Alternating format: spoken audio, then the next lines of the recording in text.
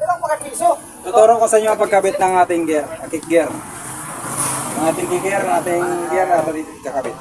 Yung flat washer na gamay, kakabit natin. Hindi.